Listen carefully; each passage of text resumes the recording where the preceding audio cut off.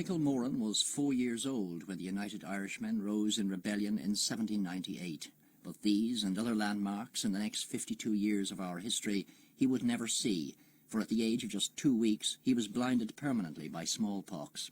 But he would, through a remarkable memory and the vision inexplicable to all but the blind, be able to recall these events and comment on the daily happenings of his own native Dublin and those in the rest of the then Empire. Born in Faddle Alley, now disappeared, or Fumbley Alley in the heart of the Liberties, Michael, the blind son of poor parents, had two choices: to beg for money or to earn it. He chose the latter. He became Dublin's most famous balladeer, Zozimus. He earned his nickname from his ability to recite the story of St. Mary's conversion in Egypt by the 5th century holy man Zozimus, but he was more rightly credited with being a chronicler of politics and day-to-day events with his own compositions. Oh, in his time he was very important, and even after his time, because Zozimus was a poet of the people. Now, he was born in 1794, so at the passing of the Act of Union, he would have been 6 years of age and probably a kid around the streets at that time, possibly begging on O'Connell Bridge with a little cardboard box. But then he was blind, you see, a couple of weeks after birth. But he had a great brain and a great memory, and he started to be able to recite all these poems and that. And in fact, he inspired W.B. Yeats. When Yeats wrote his book, The Last Gleeman, The Celtic Twilight, he used Zozimus as one of the people in Ireland who are responsible for bringing Ireland through the period from the Act of Union, before Catholic emancipation, and then up to the famine. So in fact he was a speaking newspaper. Oh, a speaking newspaper. But not only was he a speaking newspaper, he was an entertainer. Like people in their lowest ebb of the barrel, he was able to raise them up with his wit and his song and his laughter. He was possibly one of the greatest poets of that period. You're talking about names like James Clarence Mangan and going on then into the Young Ireland movement.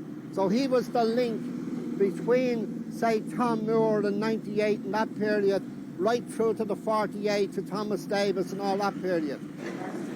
The stomping grounds of Zozimus were Grafton Street, Burr Quay, Carlisle Bridge, now O'Connell Bridge, and Grattan Bridge, in his day known as Essex Bridge. He lived all his life in the Liberties. Here, in the shadow of St. Patrick's Cathedral, on what is now a car park, stood his house, number 14.5 St. Patrick Street, where he occupied the top back room.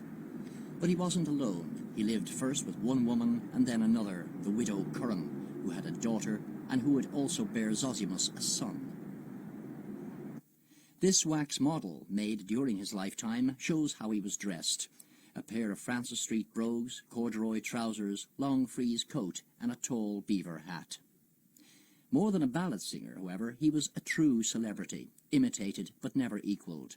W.B. Yeats wrote of him, "Free from the interruption of society, his mind became a perfect echoing chamber where every movement of the day and every change of public passion whispered itself into rhyme or quaint saying." He died as he had lived, in abject poverty in his 53rd year. His deathbed was a straw pallet. He was buried in an unmarked pauper's grave in Glasnevin. He had made a very definite statement that he didn't want a monument. In actual fact, he said, my burial place is no concern of me. Just make sure it's in the O'Connell Circle. You see, that type of guy. But, of course, he was poor. It was like Bang Bang. Who remembers Bang Bang today unless someone talks about him? And Bang Bang is identical to Zozimus. He's that type of street character. And these were very important. Like, can you imagine Dublin after the Act of Union, when the Parliament House closed and all the lords went back, and Dublin was right down in the depths, and you had Zozimus going around talking about St. Mary of Egypt and Moses being found in the Nile, and fantastic. Now, 142 years later, a gravestone has been erected thanks to the submarine bar in Crumlin and the Dublin City Ramblers Fund. And it's also now commemorated in song.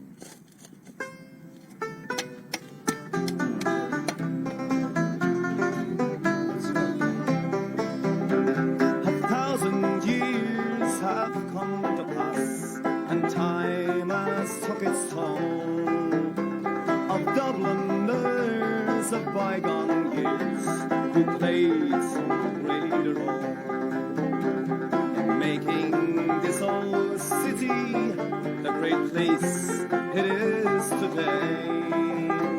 The song is to the memory of a man who passed away.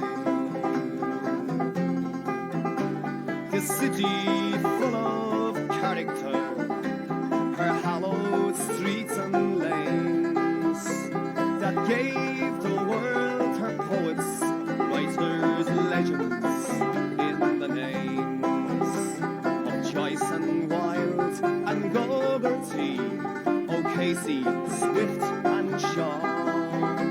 The world's great stage took them to heart and held each one in awe. What of all of these great characters that played so great a part?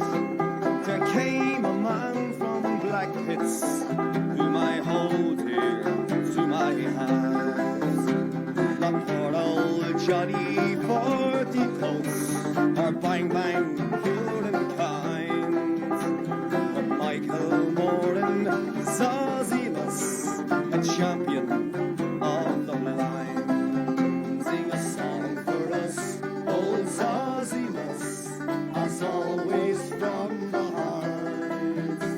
Your name will live forever as a Dublin